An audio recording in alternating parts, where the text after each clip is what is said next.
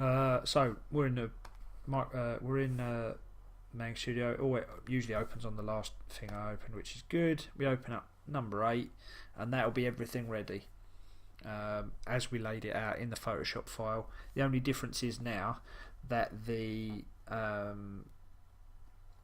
script has turned into a flat image. It's not a editable text file anymore. So we just give it a once over. It's Kip. He wants to know if we want any help moving house at the weekend. I'll take all the help we can get. Thanks, buddy. We are moving on Friday. If you can be ready by then, way ahead of you. Now, where does he want it yet? So that's all spelt and grammared exactly how we want it. So we go down to balloon line, and that's the first thing we do. We zoom in, get the balloon line rocking and roll. Hello, dog's moving. Nope, she's still asleep. And now we've got this one joins up, so we want to put it anywhere about there. I always go into the gutters because it's just a waste of white space. I like to keep the framing with the white border because that's traditional and I like tradition, and I think it does look nice and neat, but I also like to use the space when it comes to word balloons because they are white as well, or their content is.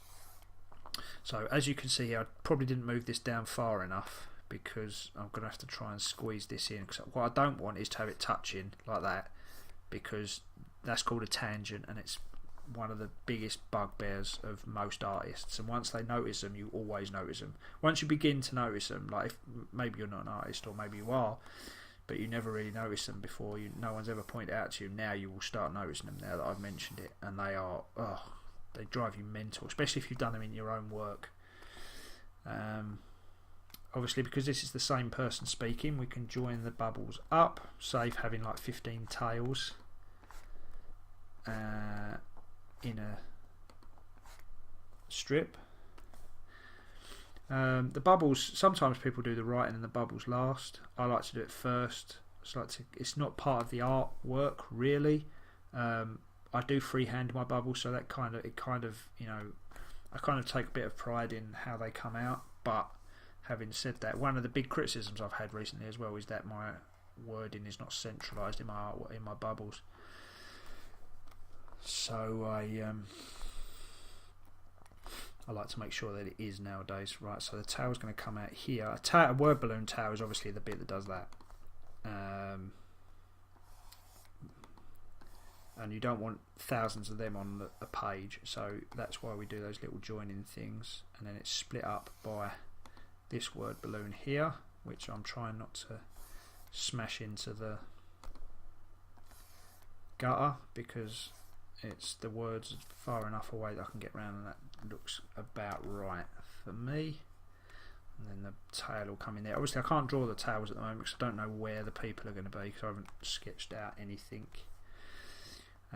This is the way ahead of you. This could have been 2 lines to be fair, but it'll use up less space like that, so it might be alright. And then the final one will have like that. I might even draw Kip in in Spaceman Spiff's spacecraft, his little flying saucer that he has. The little one on. Oh, just whacked my microphone there. I hope that didn't disturb you if you listen to it on a headset. Okay, so now we've done that, we drag the spare layer down because I forgot to do a pencil layer when I originally done this, but this is on my process now. I've purposely not put in one because dragging the spare layer down reminds me to change layers, because otherwise sometimes I'll do that and then I'll pencil on the same layer as the balloon line, which is a nightmare, as you can well imagine.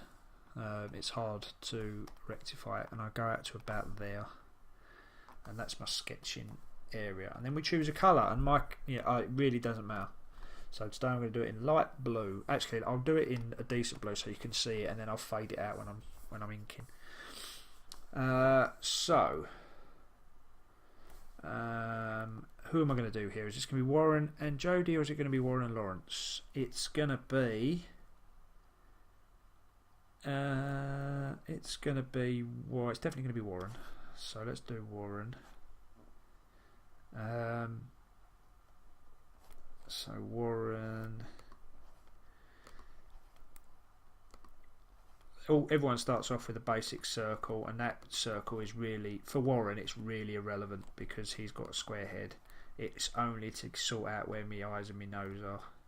That's all I get out of that circle for when I'm drawing. And you can see, like, the sketch, a lot of people's sketches are so totally different to their ink in layer, but mine is basically just my ink's not tidied up.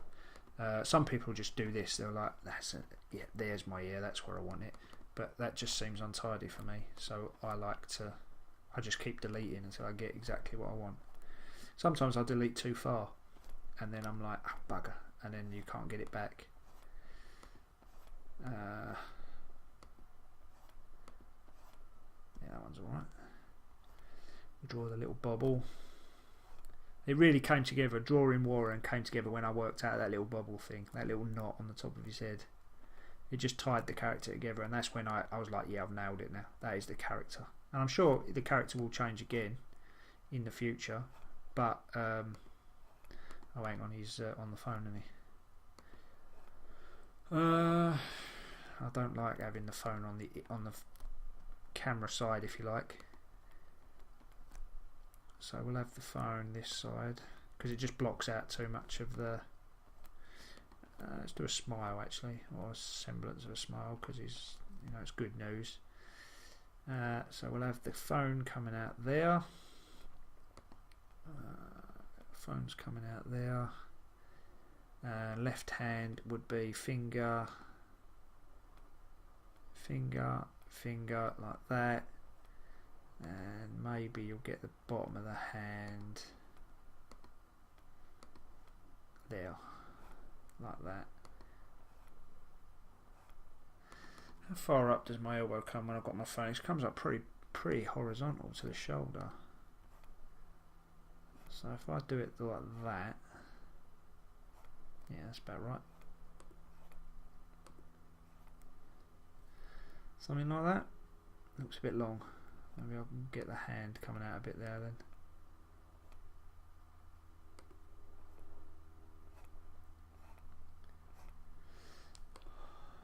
A bit like that. And then the other hand's just down by the side.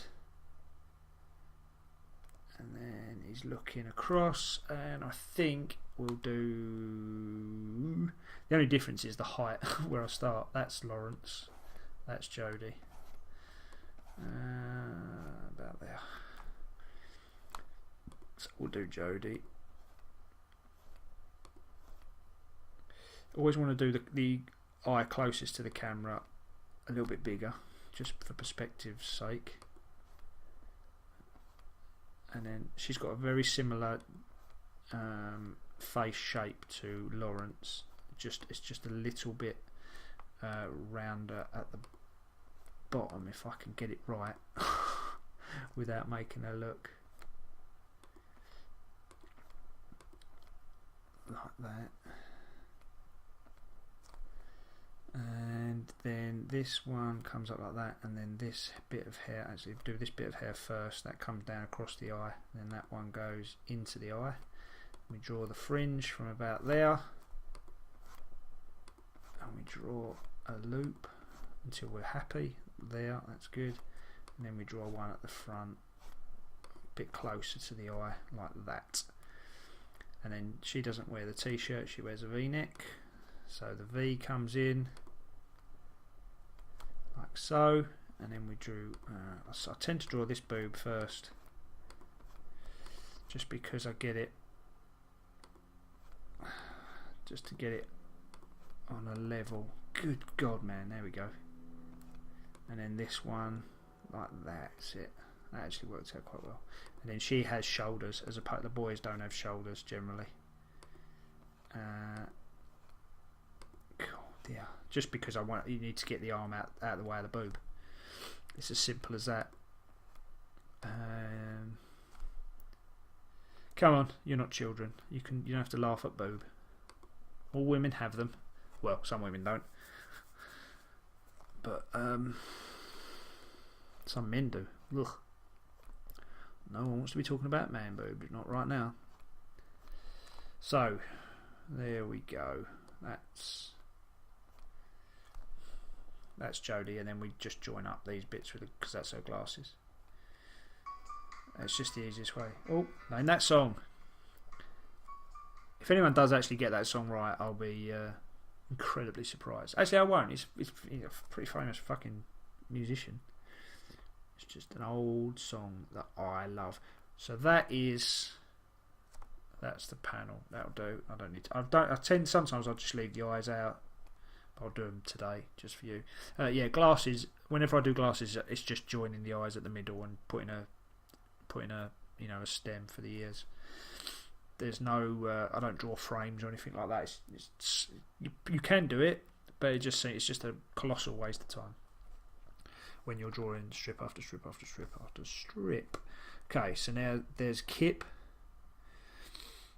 Kip always starts off. I never really do anything with Kip other than draw the eyes. Once the eyes are in place, everything else seems to come in. One eye slightly larger than the other, not that fucking bigger. There we go, like that. And then that actually was quite good. See what I mean about deleting it? Never going to get that again. No, that's alright. That's not bad. And then we draw his cheek, which is always a little bit higher, a little bit further back, and then we try and keep that bit as low as possible, and that is pretty damn good. And then his eyebrows are fine. Oh, eyebrows. I always forget eyebrows. Well, I don't always forget, but sometimes forget eyebrows. So they're having normal conversations. So they're just normal eyebrows. They're actually a bit high. They're like surprised. Like, woo, I'm well happy. And so Kip's talking on the phone, and we don't have him looking at the camera. I always call this the camera, like my perspective, the reader's perspective as it is. And he's got a massive grin because he's like, yeah, I'm helping these out. I know exactly what needs to be done. And then straight line, well, not straight, little offset for the body, and then his pudge is not as big as that. That's it. And then he's on the phone as well. So phone like that, except his hand has got no fingers, so he's just like that. And then his arm is much easier to draw as well. If I'm ever in a pinch for like getting comics done, Kip and Waffles are like the two easiest fuckers to draw. They've got no fingers to worry about. Their faces are incredibly simple. Their bodies are incredibly simple. In fact, if I just stick a little steering wheel here, put a little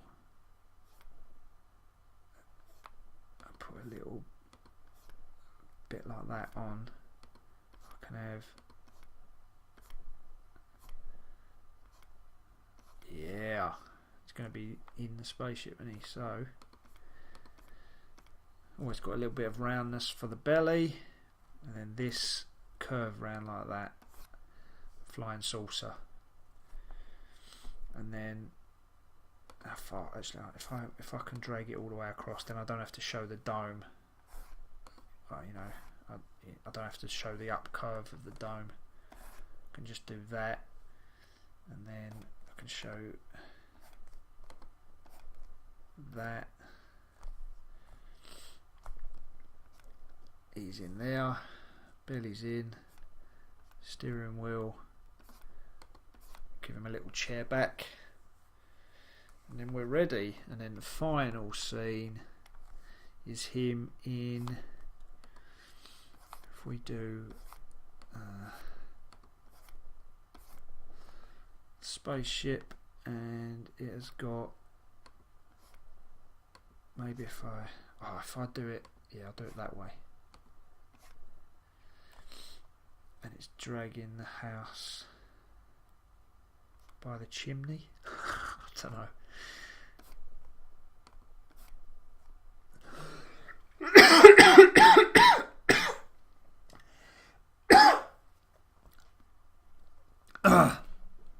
Sorry folks, I might edit that out, but I didn't have a cough button. I've scared the shit out of the dog. She is off. She's like, whatever. You're going to be noisy like that, son of a bitch. Right, let's do a normal house like it's a friggin' kindergarten's job. If I do a chimney effort like that, and then we'll have just loads of chains around that, as if it's been chained up. And then I don't know, maybe if I can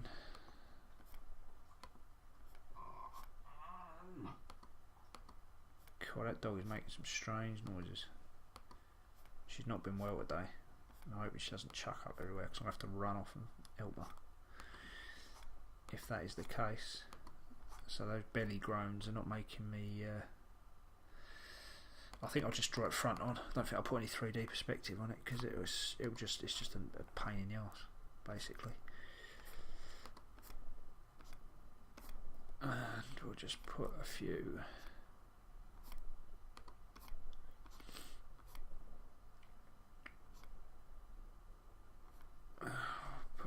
things in there like that. Maybe a massive bay window effort there, and then a front door. Very basic, but I will go in and give a bit of detail to the whole kit thing. Might have to reduce the brush size down, come down a little bit, just because it's a bit too dense for this.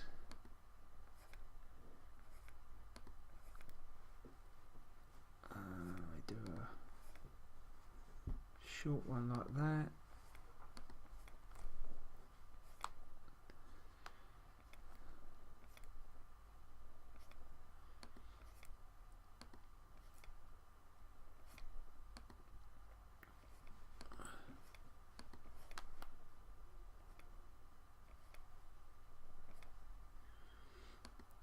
Got that wrong side, am I?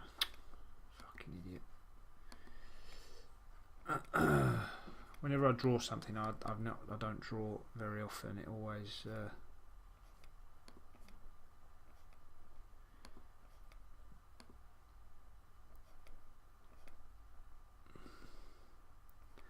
takes a little bit of a while before you're completely happy with it, because obviously you're not used to. When I go in ink it, I'll be a bit more careful, but that's about where I want it. And then obviously we'll saucer that off and dome it over a bit like that. I'm happy with the shape roughly of the saucer, like so, and I'll have him looking down there. Eyebrows, job done, and that's it, and that's drawing it. Give it a little peek, see if we're happy. That flows quite well. See, the problem is you don't know that the house is off the ground. Is that going to be enough? The chain round it, flying saucer? I think they'll get the joke there, won't we? Is it worth chancing it? Let's, for the sake of it, let's just move it.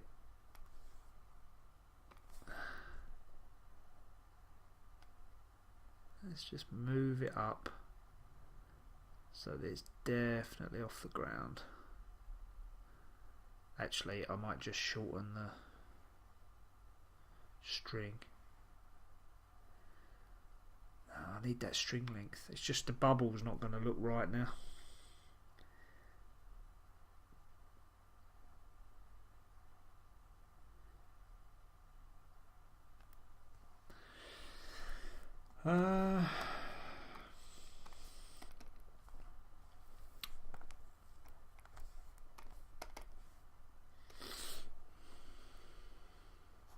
So even then, you know, if this is a doorway, it's still going to come down to there. No, I'm going to leave it where it was. I'm going to leave it where it was. Let's do that. Right, fine. Okay, so now we go to the pen tool. We've got the 30 back up because I have them locked in. And we put it black, and then we go to bubble line so that I can put in the tails. And then the tails go in roughly towards the mouth if you can. Like these ones are nice and open at the beginning here. So I can get the tail going. Just erase all the straggles. Obviously it's going to be, it would be harder to get the tail to go all the way around to where her mouth is, so just top of her head will be fine.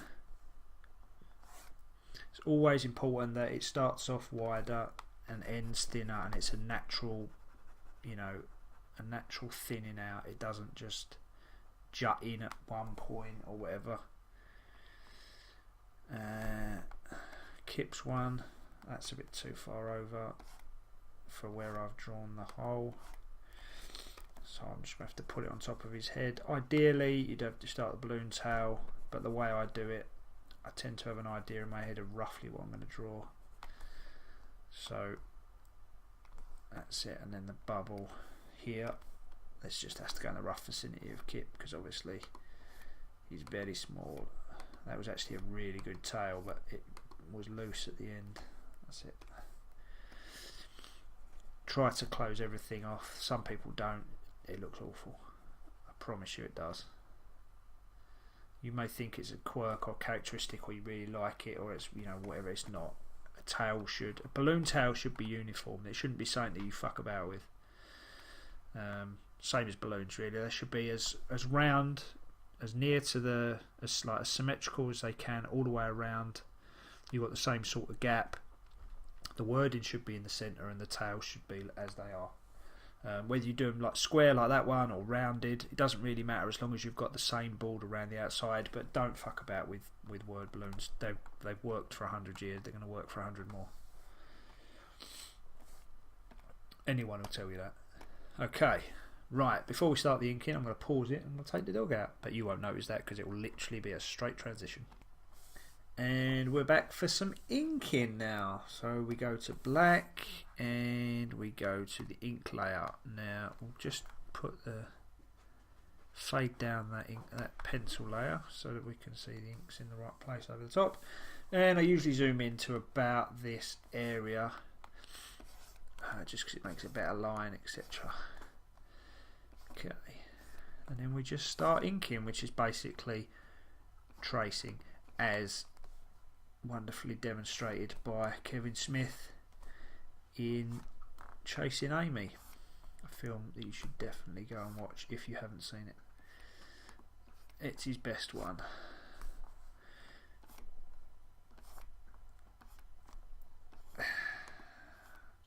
Obviously there's a lot more to inking than just tracing.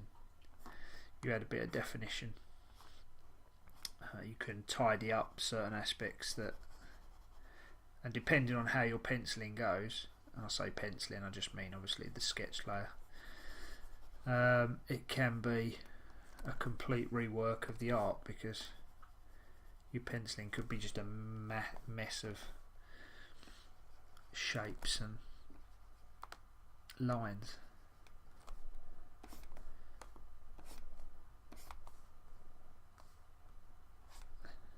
The typical ear, that's how I draw them.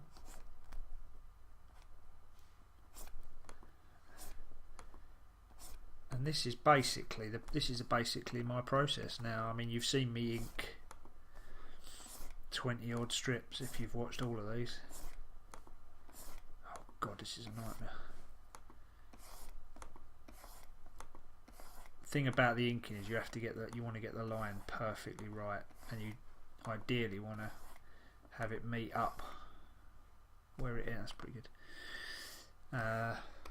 You want it to either meet or overlap the other lines that it's meant to join, so that you can either erase it into the right area, or obviously if it joins up it's in the perfect position already. So we've got the phone in here, and it's an iPhone because it always is, because they're the best.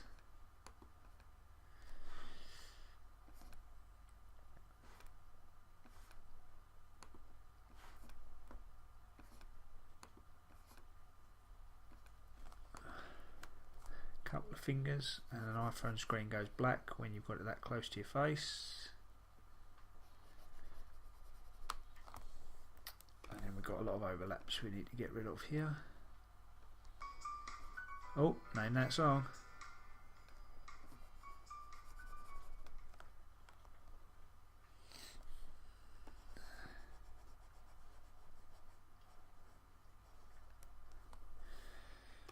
Jodie telling me about wallpaper.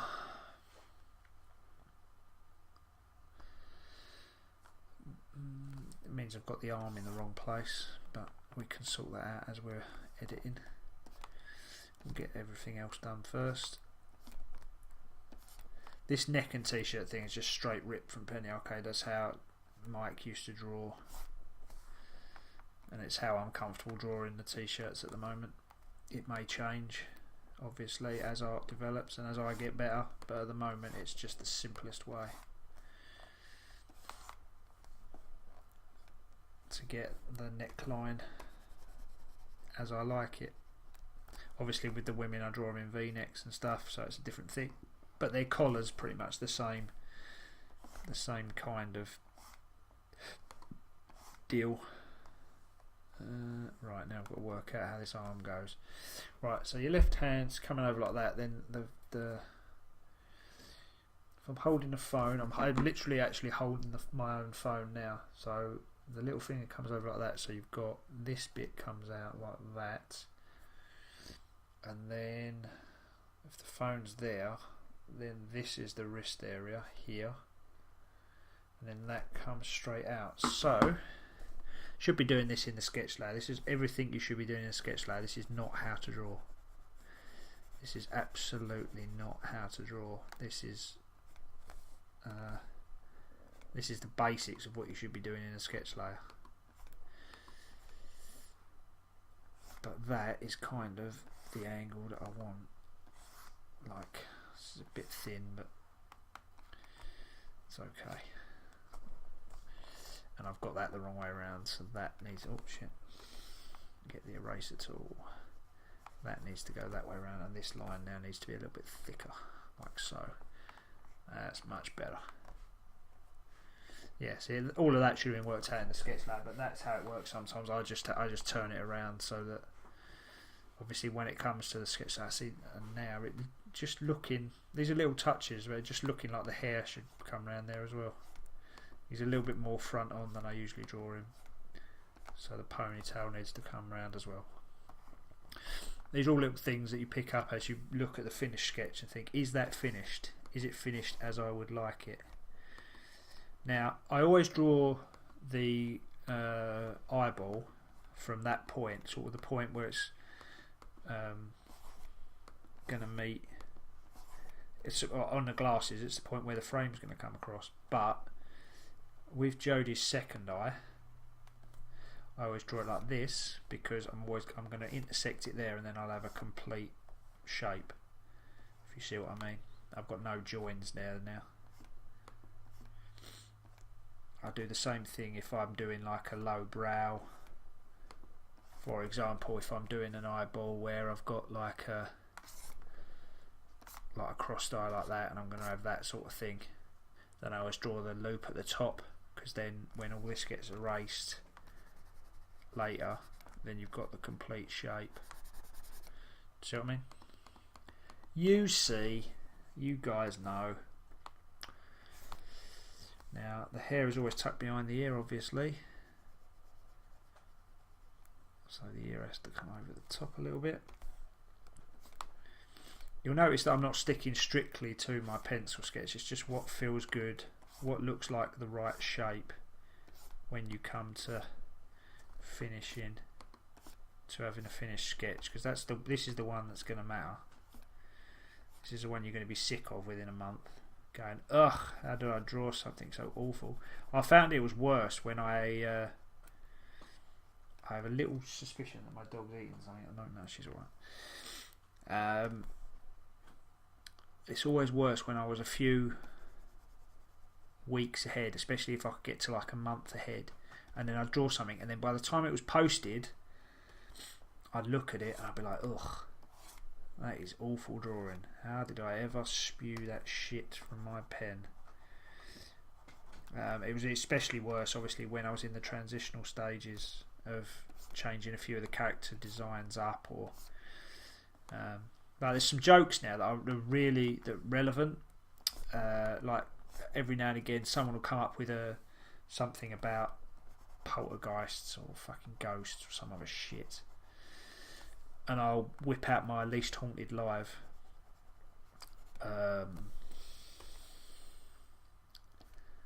What do you call it? My least haunted live strip, and attach that to someone's comment on Twitter or whatever, and then I've got a million things running through my thoughts right now, because I'm like, this is the collar design, like I'm saying, it's the sort of the roll up thing, but I still use it on the V-neck to just get the shape. Yeah, I attach it to their Twitter comment or whatever, and it's, you know, because it's a relevant comment to the comic to the comments that were being made. But at the same time, the strip is now nearly a year old, maybe even a year old, and so the artwork is always like, ugh, do I really want people seeing this artwork? The only one that I'm not sick of, that because I really took my time over it, is, and it doesn't have any of my characters in, so it doesn't really have any sort of aging reference, is the one I did on my birthday a couple of years ago for Gears of War 3. If you haven't seen it, it's pretty damn awesome. Okay, that's basically strip. That's basically the strips. 1 and 2. I'm going to come out a little bit because it's a little bit too zoomed in for Kip when he's a full screen picture.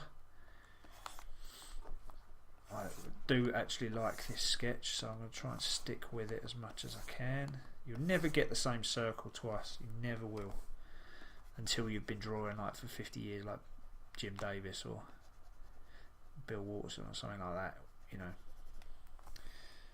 Has anyone seen that video of the university like professor who draws a perfect circle, like geometrically? No, it can't be right. It's perfectly, like, in terms of geometry, it's a perfect circle. I don't know how you'd say what. Is my brain just like flipping out right now? Geometry. It's perfect geometry.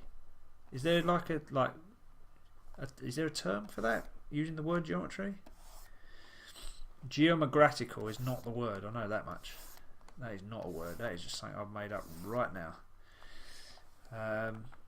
But yeah, he draws a perfect circle freehand, and it's pretty special. It's pretty clever.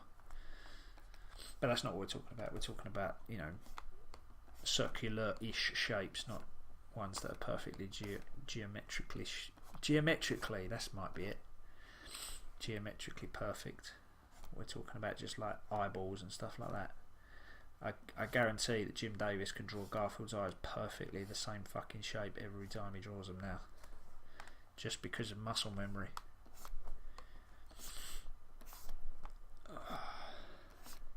If I ever did become famous, that geographical thing is going to come back and bite me in the arse, I know it. Geometrical. That's the word I was thinking of. Just had to take a pause, have a breath. It's geometrically sound. It's geometrically perfect, not geographical. Or whatever the fuck I said. Even Sappy's enjoying that one. She's eating a bit of rawhide at the moment, which is keeping her perfectly occupied while I do this. Rawhide is basically fucking leather. It's just nonsense. The stuff that dogs eat for treats. Okay, that goes like that. Kip's hands, like I said earlier, is so easy to draw because they're just basically a mitt. I made that decision on purpose when I designed him to have it like a paw, because I wanted to have a simple character that was simple to draw, simple to sketch out for whatever reason. Obviously childlike but cool at the same time. I should really do some more storylines for him at some point soon, because I've been neglecting his stories. I've done, you know, since he came to Earth, as it were. You should notice I leave all these tail ends because I know that I'm going to be drawing a big old half arc like that, and I kind of want to try and catch. That is pretty good.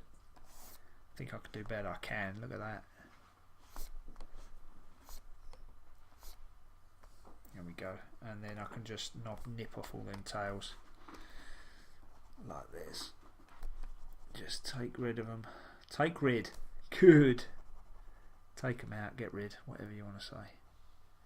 Talking absolute nonsense. Sometimes I watch these drawing videos and they do talk a little bit of nonsense halfway through when they're actually doing the talking and the drawing at the same time.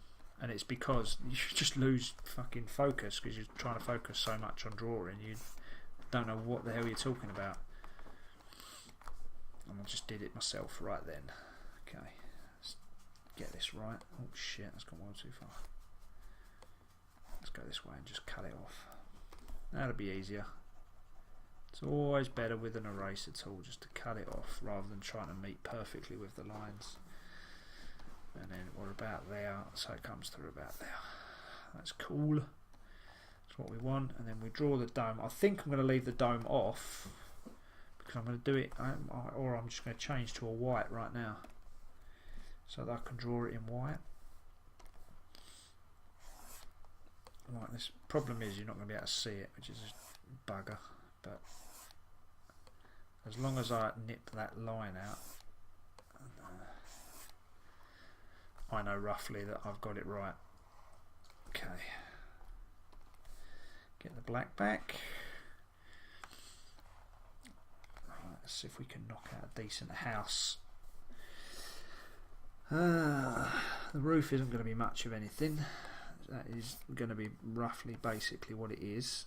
So we'll knock that out quick.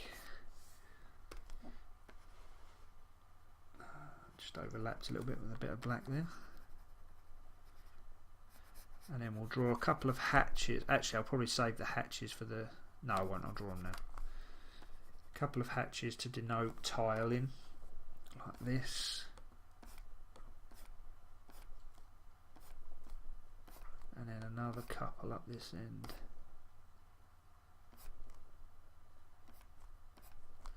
And then we'll put in a couple of verticals like that. That just denotes the tiles that are on the roof. And then the body of the house like this, and then the window frames. If I draw one like that, and then like that, like that. If we do one of them and one of them, and then up here if we go like so, not bad, and then a couple more down there, one here. Whoopsie. Oh, that did well. I'm just drawing freehand lines, because the lines in manga are a bit shit when you try and do them verticals. Like if I was in Photoshop, you could just hold the shift key and it'd draw a straight line in whatever sketch pen you was doing it with, but in manga it gives you like the full thickness, whatever that may be. It gives you that full thickness, so you have to, whatever you've got it set up as, that's just tough shit, you have to take it as that. I think that's good. I just need to get in there and do a shitload of erasing now. which is boring to watch for sure. But hopefully, it's little things like this. I watched loads of videos of people sketching when I was, before I even wanted, well, not before I wanted to be, I've always wanted to be a comic strip artist, which is why I watched the videos, but before I even took it upon myself to do it and self-publish through the medium of the internet, discovered really what webcomics were all about and how simple it is really to set up. I've not done an outside border here, you pelican. I'd watch hours of videos of people doing sketches, and all they'd be doing is just stuff like this. They'd just be doing a sketch, talking about how their process was, giving a few tips along the way, and it's simple things like the holding the shift key to do a straight line. You just hear someone say it, and they're like, really? And then I've just realised I've not done the, come on Ian. You hear them do it, and you're like, oh yeah, shit, that's the way. And there was a lot of nonsense in those videos, but it was kind of fun just to hear the artist talk about his process and what he does and what his mind goes through when he's doing stuff like that. So I'm hoping you're getting the same sort of thing out of it. And if you're not, and I'm rambling and it's a load of shit, then well, the viewing figures will sort that stuff out, won't they? And then I'll know never to do it again. But I hope someone's getting something out of it. Even if one person does, then it is worth doing, because that's what it's all about, this life. Now I'm just rambling like Bob Ross. We just have happy accidents. We don't make mistakes. We just have happy accidents. We turn out into a happy little tree. What do you mean you don't know who Bob Ross is? Come on, people. Joy of painting. It is the best of the best. I remember watching The Joy of Painting when I was in my late teens, thinking, man, I could be a painter. This looks simple as hell. I could do that. It's really not. You really still need to practice at it. Anything you want to do, you have to practice at it. But if you want to do it, you're happy to do that. I'm quite happy to practice drawing all the time, because it's what makes you better, and I enjoy doing it. There's nothing I find better. Oh, I've done it wrong in here as well, and you pelican. Oh no, get rid of that one. There's nothing I find better than having a nice empty house, sitting down, putting on, whatever podcast it is I'm listening to at the time. Hopefully it's like a Webcomics Weekly or a Surviving Creativity or a Penny Arcade's downloadable content, and listening to a bunch of people chat about something I'm passionate about, be it comics. Oh, name that tune.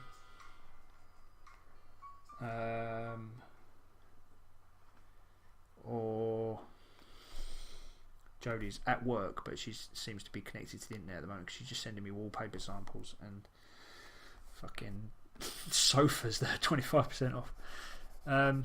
Yeah, but listening to one of those podcasts and just drawing away, it's not so. I don't know if it's just me, but hearing someone talk about the craft of making comics, or even something they're passionate about, or something I'm passionate about, like gaming, while I'm doing this, so good. I just feel brilliant. It just makes me. I'm super relaxed. I tend to get better artwork out of it. So maybe you're listening to this and you're not actually watching me draw. You're just listening to me chat away, and that's while you're doing whatever it is you're doing. Whether you make videos, edit videos, whether you're gaming away and you're doing something. I oftentimes listen to podcasts when I'm doing like if I'm playing something like Grand Theft Auto. It applies to any open world game. When I'm just doing the open world bits, there's no story to it. I'm just driving around finding unique jumps or collectibles, or doing the unlocking towers in Assassin's Creed or something like that. There's nothing. Oh, what's the matter with that? Was that a big yawn? I'll listen to a podcast while I'm going along. It's just nice. I think she might want something, so I may have to check out what that is once I finish doing that. What's the matter? Oi! Don't start moaning. You're not well, so I'm not taking you for another walk today, if that's what you're after, madam. Yeah. Hopefully it's not. Oh, I feel ill. I'm going to throw up again, because that would suck. He's actually come out quite well. I'm quite happy with him now. That's alright, isn't it? That's not bad. I'm happy with it. Hopefully you are. I was expecting it to be a little bit higgledy-piggledy. Oh, my hand's gone to sleep as well now because I've been leaning forward because I'm sort of chatting at the same time, so I'm leaning towards the microphone and I'm not getting any circulation to my drawing hand. So that's gone a bit pins and needlesy. So I need to sit up and give it a shake. But I'm also conscious of the time that this is taking and whether or not this is going to be entertaining for everyone. It's just all the things that are going through my mind right now. So if I just do some loose stuff like that, that looks like rope, doesn't it then? And then I do one tailing off up there. And then we draw. I want to try and do this in one go, like that. Oh, do I like that? I think I do. I think I do.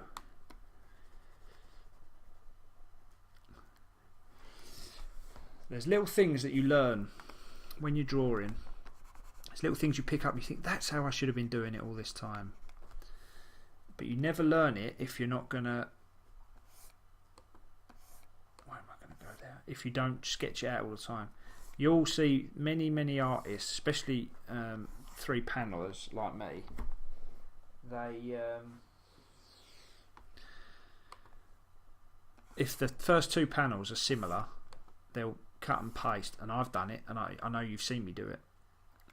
But as good as that is for getting a comic done quickly, you're not learning. Except for that first panel that you drew, you're not learning the second time around unless you... What am I doing? I haven't done the inside bit.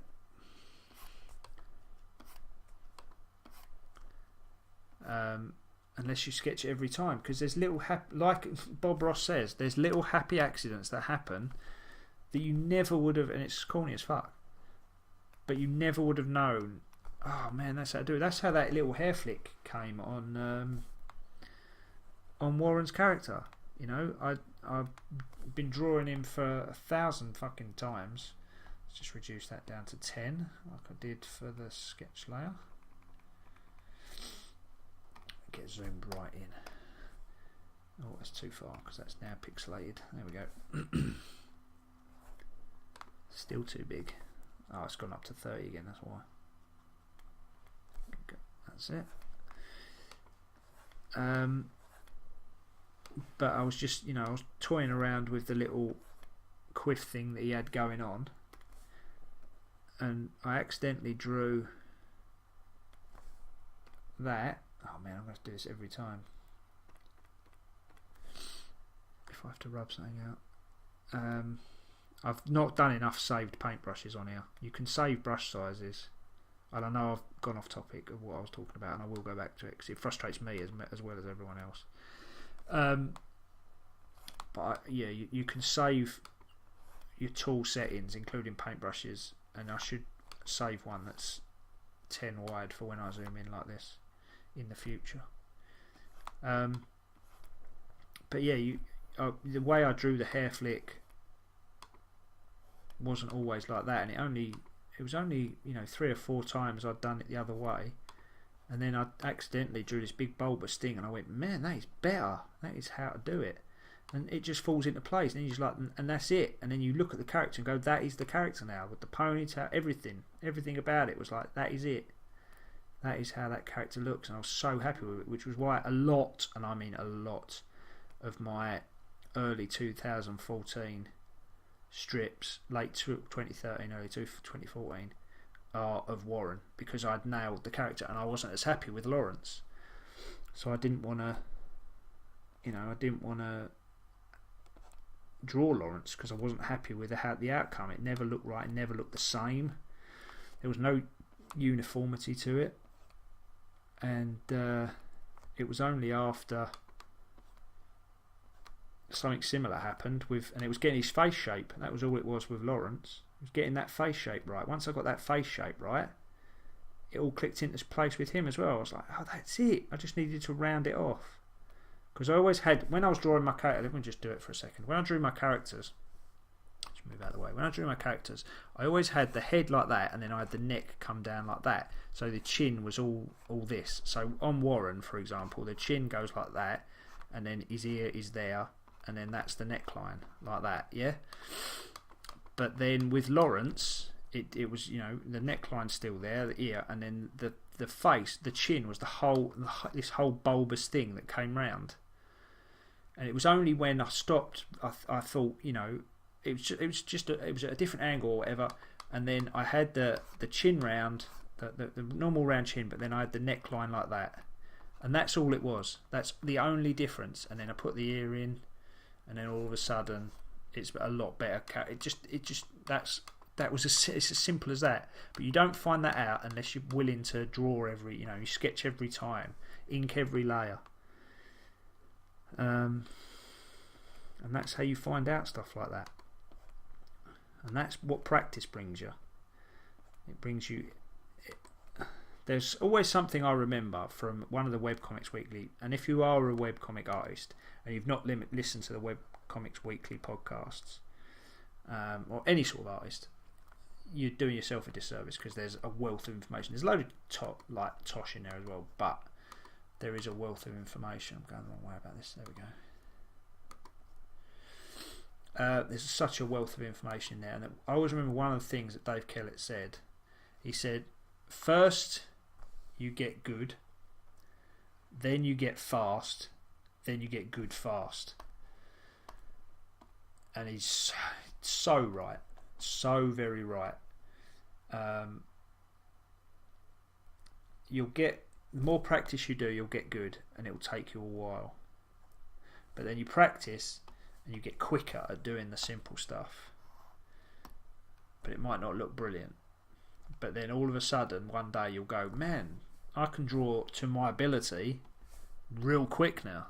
Right, that is done. This is where we finish with Manga Studio.